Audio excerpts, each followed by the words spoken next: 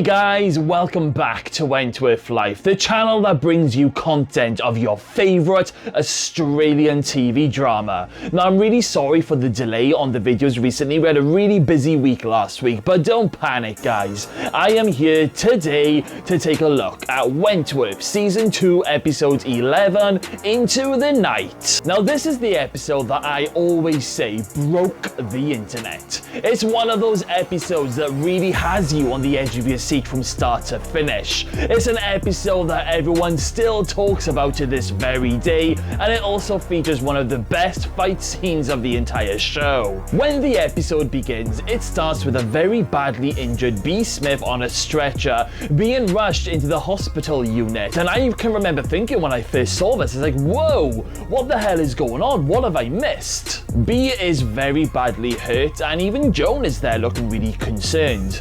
B then blacks out, and we then cut to B in her cell meditating. Everything that we just saw in those very first few moments was a little flash forward to what's about to come. Ooh. Very, very exciting. B is in her cell doing her workouts, and then she takes a lot more of those tablets that's basically helping her blood to be thickened. Today is the day where everything changes at Wentworth forever. But before we get to this amazing fight scene, B does face some obstacles in this episode. First of all, Joan calls B into her office wanting to know when B is going to make her move. And Joan starts to fear that B isn't going to do it. So Joan decides to play dirty and she lets Boomer out of the slot early. Now if you remember in the previous episode, B purposely made Boomer lose her temper so she would then be slotted and out of the way.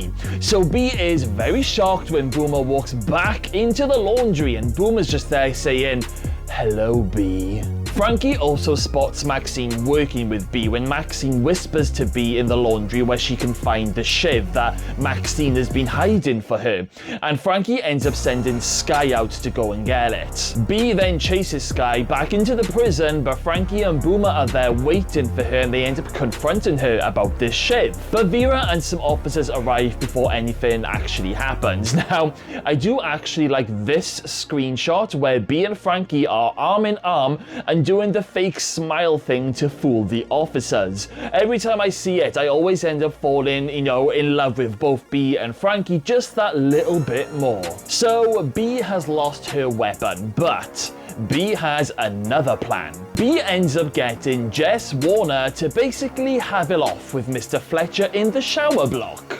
This gives B the chance to grab Mr. Fletcher's swipe card while he is, busy. B then breaks into a room and steals a box cutter, and I was like literally cheering when I first saw this episode, but at the same time I was also on the edge of my seat because I was like, oh please don't get caught B, please do not get caught. But jumping back over to Fletcher and Jess having rumpy pumpy in the shower block, I mean, ew! Jess even asks Fletcher to release the beast inside her, and then Fletcher's like, oh shit, I can't get a prisoner pregnant. He then pulls out and then he starts to panic and he notices that his swipe card is missing and he literally starts having a horrible mental breakdown, which I find really uncomfortable to watch. I honestly thought that Fletcher was going to be leaving Wentworth and heading straight to Sinclair when I first saw this episode. I do love the bit though when B returns with Fletcher's swipe card, with Fletcher just standing there,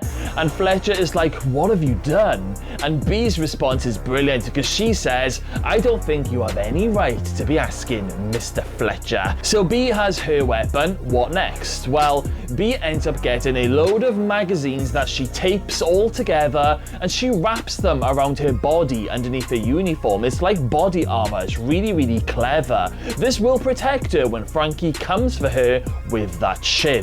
Before we get to the fight scene, B has also had a conversation with Liz over the phone, telling Liz that there is a parcel on its way, but she's not allowed to open it. She just needs, to keep it safe. Ooh, what could possibly be in this package? So the fight is on, and we are in the laundry.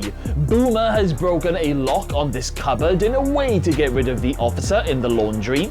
The women then cover up their security cameras, and then it's on, guys. Frankie walks over to B, and then boom! Frankie plunges her shiv into the side of B, not realizing that there's actually magazines under there. The fight then gets underway, and it is flipping amazing. There's not even any background music during this scene. It's literally just a one-on-one brutal scrap, and it feels very real without the music. At one point, Frankie drops her shiv, and then the pair of them, they end up on top of the steam press at one point, and B drops her box cutter, which Frankie ends up, picking up. And this is the moment where Frankie gives B the scar across her forehead when Frankie slices B with that box cutter. B then tackles Frankie up against one of the dryers, causing the dryer door to break, and apparently that wasn't supposed to happen, but the makers of Wentworth, they loved it so much they kept it in. B and Frankie eventually end up on the ground, and B gets the upper hand and she starts punching Frankie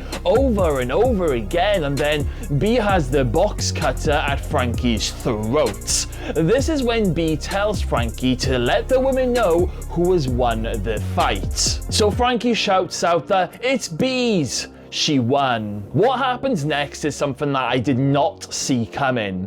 B stands up over Frankie looking totally badass, but then B proceeds to slice her wrists and her arms, and I always have to look away during this very moment. Even talking about it now, I can still hear that slice sound when she does it up her arm. It's so brutal, but it's also such a memorable moment for the show. So why did B cut her wrists? Well, B is taken to hospital, escorted by Mr. Jackson, and B tells him that she would love a lemonade. So Will goes, and gets one for her. Meanwhile, Joan is having a chat with Frankie back at the prison, and this is when Frankie tells Joan that B cut her own wrists, and the penny finally drops. Joan realizes that B is going to escape from the hospital. This is the moment of the episode that I just flipping love. Will gets back to B's bedside, but B is missing. B is downstairs in some clothes that she has stolen, and she's heading out of that hospital. Meanwhile, we see Liz with the package that has been sent to her, and when she opens it up, Liz finds a gun. Yes, B is escaping to kill Braden Holt. It's the one thing that has kept her going. Yes, of course she wants to be top dog, but she has one job to do first. Everything has been planned for ages, and when it all came together in this very final moment, I was just like, oh wow. I was literally screaming when B was walking out of the hospital. I was panicking that she was gonna get caught, and the music that they used in the background always gives me goosebumps. It's just flipping amazing. The episode then ends with B walking off into the night. This was one hell of a cliffhanger to end on. I was screaming to find out what was gonna happen next. Oh, an absolutely incredible episode. Just something else that I want to go back and touch upon. There is a new inmate called Kelly Bryant who has been transferred to Wentworth. Now, when Fletcher is inducting Kelly, Kelly ends up spotting Joan through the glass, and she literally freezes in terror. And this doesn't go unnoticed by Fletcher. He ends up asking Kelly what the score is with her and Joan, but you can see in Kelly's face and in the tone of her voice that she is way too terrified to go down that rabbit hole. But Fletcher knows that Kelly has something really juicy on Joan, something that could possibly help him. When Fletch confronts Joan about Kelly Bryant, this rattles Joan. Even though we know Joan doesn't show that she's rattled, it clearly does rattle her, because Joan ends up ordering Vera to bring Kelly down to the boiler room, where Joan and Kelly are left alone. Ooh, what is Joan going to say or do to Kelly Bryant? Well, we will have to wait until the next episode. This episode is one of Wentworth's best ever. This is beyond a 10 out of 10 in my opinion. I can remember rewatching this episode about 6 or 7 times while I was waiting for the next episode, you know, the following week. Absolutely outstanding. So guys, I would be very interested to hear your thoughts on this cracking episode. Let me know in the comments box below what your first reactions were to this episode for the very first time that you watched it, because guys, I am very intrigued. Okay then guys, well, we have reached the end of today's video. Thank you all for stopping by with me today. Be sure to smash that subscribe button, stay safe out there, and I will see you all again very, very soon. Bye guys.